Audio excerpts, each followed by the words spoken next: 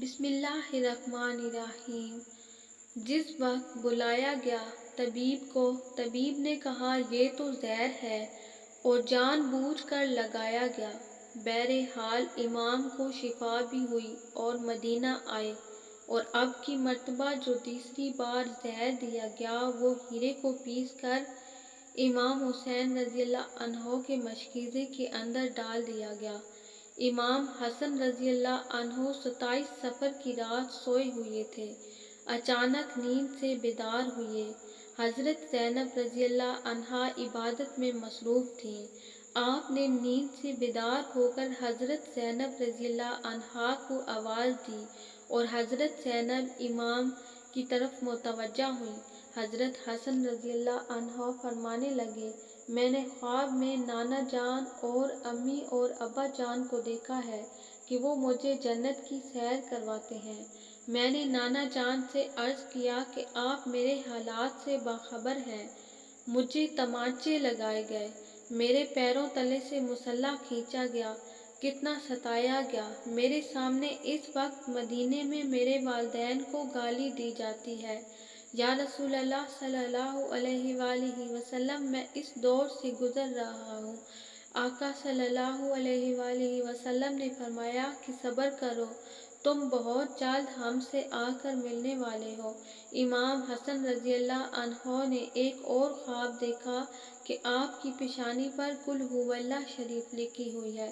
یہ خواب جب لوگوں نے سنا تو خوش ہوئے، لیکن آپ کے شاگرد سعید ابن مسیب نے سنا تو آپ نے فرمایا کہ مولا، اگر یہ خواب کی تعبیر پوری ہو گئی تو سمجھ لیے آپ بہت جلد دنیا سے جانے والے ہیں، کچھ ہی دن بچے ہیں۔ یہ خواب تو تھا ہی، سب لرزے ہوئے تھے۔ اس خواب نے اور لرزا دیا۔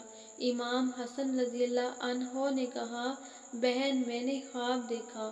حضرت زینب رضی اللہ عنہا نے پوچھا کہ یہ کیسا خواب ہے؟ امام نے مشکیزہ لانے کا کہا اور مشکیزے سے جب پانی پیا تو مشکیزے میں موجود جو ہیرا پیس کر ڈالا گیا تھا وہ آپ کے پیٹ میں چلا گیا۔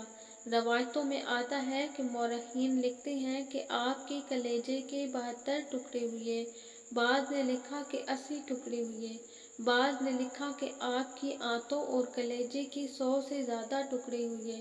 جب آپ کہہ کرتے تو وہ ٹکڑے ہو کر گرتے۔ سوچئے ذرا یہ ہیرا کیا ہوتا ہے، اس کو کانچ میں جلائیں تو کانچ کٹ جاتا ہے۔ یزید صرف قاتل حسین رضی اللہ عنہ ہی نہیں ہے بلکہ قاتل حسن رضی اللہ عنہ بھی ہے۔ اس پر تو سب اتفاق کرتے ہیں کہ سازش یزید کی تھی، لیکن زہر دیا کس نے، اس پر تاریخ خاموش ہے۔ حضرت مولانا حسن بریلوی نے ایک عورت کا نام لکھا ہے، لیکن مفتی جلال الدین اس پر خاموشی کا حکم دیتے ہیں۔ مورخین اس میں اتنے الجھے ہوئے ہیں کہ کوئی واضح موقف پیش نہیں کیا جاتا، لیکن پڑھے لکھے لوگ ہیں، ان کے لیے ایک بات ہے کہ زہر دینے والا کون ہے۔ جس وقت ٹکڑے ہو کر گرنے لگے تو امام نے حضرت حسین رضی اللہ عنہ کو بلانے کا حکم دیا تاکہ کچھ نصیحت کر دوں۔ حضرت حسین رضی اللہ عنہ آئے اور حالت دیکھ کر گلے مل کر خوب روئے۔ بھائی بتاؤ، آپ کو زہر کس نے دیا؟ اس لیے کہ سید الصابرین کا نواسہ ہے۔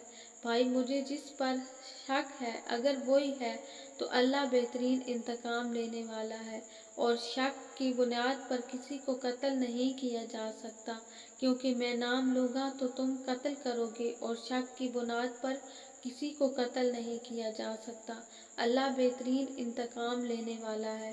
جب امام حسن نے امام حسین کو نہیں بتایا کہ قاتل کون ہے تو حتمی طور پر کسی کے بارے میں یہ فیصلہ کر دینا کہ فلاں قاتل ہے، میں سمجھتا ہوں کہ یہ زیادہ مناسب نظر نہیں آیا۔ بہرحال جب صبح ہوئی اور لوگ جمع ہونے لگے تو اس وقت امام حسن نے کہا، حسین میرا چہرہ کیسا نظر آ رہا ہے؟ امام حسین رضی اللہ عنہ نے روتے ہوئے فرمایا، آپ کا چہرہ ہرا ہو گیا ہے۔ مسکرا کر کہا، اس تکلیف میں مسکرایا ہے حسن جس تکلیف میں لوگ ساری خوشیاں لوگوں کی چھن جاتی ہیں۔ حسن مجتبیٰ نے جب سنا کہ میرا چہرہ ہرا ہو گیا ہے تو فرمایا حسین یاد ہے نانا کی حدیث معراج مکمل ہو گئی ہے۔ لوگوں نے پوچھا کہ حدیث معراج کیا ہے؟ فرمایا کہ جب میرے حضور معراج پر گئے تھے اور ہماری پیدائش بھی نہیں ہوئی تھی تو نانا معراج پر جنت کی سیر کر رہے تھے تو جنت میں 2 محل دیکھے، ایک ہرا تھا اور ایک لال تھا۔ اس وقت رضوان جنت نے کہا کہ یا رسول اللہ جاتے جاتے اپنے شہزادوں کے محل بھی دیکھ جائیں جن سے پوری جنت کا حسن دوبالا ہوتا ہے۔ حضور صلی اللہ علیہ وآلہ وسلم نے فرمایا کہ یہ ہرا کس کا ہے اور لال کس کا ہے؟ کہا کہ لال تو حسین رضی اللہ عنہ کا ہے اور ہرا حسن رضی اللہ عنہ کا ہے۔ کہ میرے حضور نے پوچھا کہ رضوان یہ تو بتاؤ کہ حسن کا ہرا اور حسین کا لال کیوں؟ تو رضوان کی گردن جھک گئی، آنکھوں میں آنسو آ گئے۔ اہل بیت کی محبت میں رضوان جنت بھی روتا ہے جبکہ جنت میں کوئی رو نہیں سکتا۔ جنت وہ ہے جہاں رویا نہیں جاتا، لیکن یہ شہادت حسین ہے اور اسے جب جب بھی یاد کیا جاتا ہے تو رضوان جنت بھی روتا ہوا نظر آتا ہے۔ رضوان کی عرض کرنے کی ہمت نہ ہوئی۔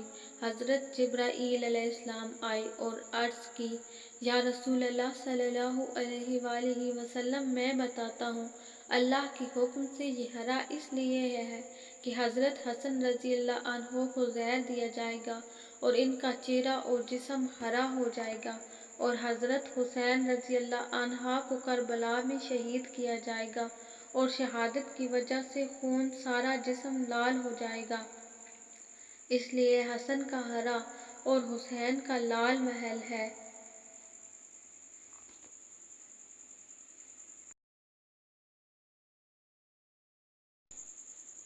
دیکھا حضور صلی اللہ علیہ وآلہ وسلم کی یہ حدیث معراج پوری ہو رہی ہے۔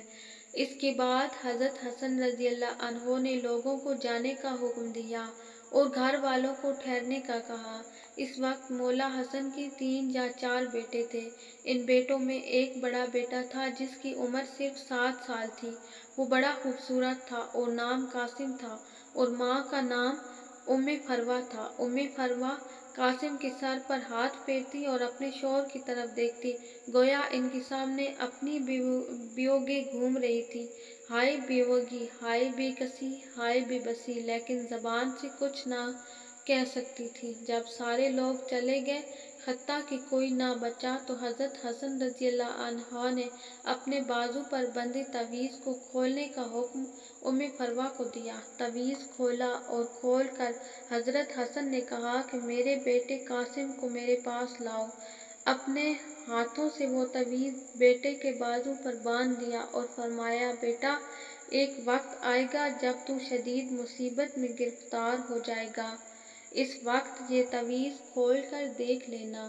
اس کے بعد حضرت حسین رضی اللہ عنہ کو بلا کر وصیت کی اور کہا حسین صبر سے کام لینا اور میری تمنا ہے کہ جس وقت میرا جنازہ اٹھے تو مجھے نانا کے قدموں میں دفن کر دینا، میں نانا کے قدموں میں دفن ہونا چاہتا ہوں۔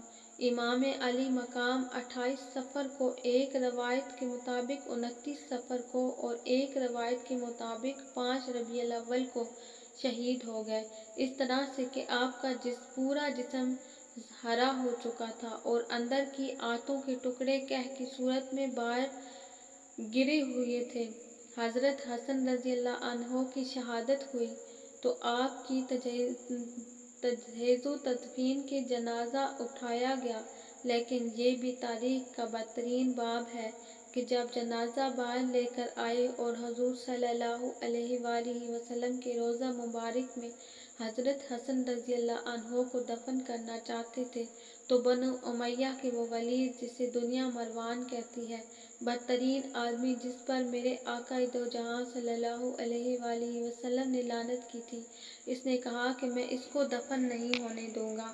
امام حسین رضی اللہ عنہ نے کہا کہ میرے بھائی کی وصیت ہے کہ میں دفن کروں، یہاں تک کہ مورخین نے لکھا کہ اس ظالم کی کمان سے تیر نکلا اور امام حسن رضی اللہ عنہ کے لاشیں پر چلانا شروع کیا۔ ایک بندہ جو شہید ہو چکا ہے۔ لوگ کہتے ہیں کہ مروان کو یزید کو اتنا برا نہ کہا اس لیے کہ انہوں نے کیا کیا ہے۔ یہ کیا ہے؟ مرے ہوئے انسان کا تو دشمن بھی احترام کرتا ہے۔ مروان کیسا ظالم تھا۔ نانا کے قدموں میں نواسے کو لے جا رہے ہیں تو تلوار سے جنازہ روک لیا ہے اور جنازے پر تیر چلانا شروع کر دیا ہے۔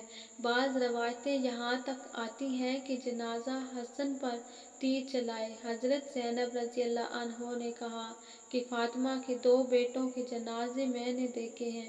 حسن کو تو 2 بار کفن ملا، حسین کو تو 1 بار بھی کفن نہ ملا۔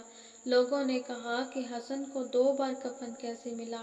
کہا جب مروان نے حسن کے لاشی پر تیر چلایا تو وہ تیر لگا تو وہ حسن کے کفن سے خون کی پھوار نکل پڑی، تو اس وقت لوگوں نے کہا کہ ایک کفن پر اب دوسرا کفن پھر لپٹ دو تاکہ حسن کو رنگین کفن میں لے کر نہ جائیں بلکہ ایک کفن اور دے دیا جائے۔ یہ بھی حضرت حسن رضی اللہ عنہ کی کرامت ہے کہ وصال کے وقت بھی تیر لگا تو آپ کے جسم سے خون نکلا۔ کسی نے امام حسین رضی اللہ عنہ سے کہا کہ شہزادہ حسن رضی اللہ عنہ کی یہ وصیت تھی کہ مجھے حضور صلی اللہ علیہ وآلہ وسلم کے قدموں میں دفن کر دیں، لیکن انہوں نے یہ بھی تو کہا کہ اگر مروان آڑے آئے تو مجھے امی جان کے قدموں میں دفن کر دینا، آپ اس پر بھی عمل کر سکتے ہیں۔ پھر امام حسن رضی اللہ عنہ کو حضرت فاطمہ رضی اللہ عنہا کے قدموں میں دفن کر دیا گیا۔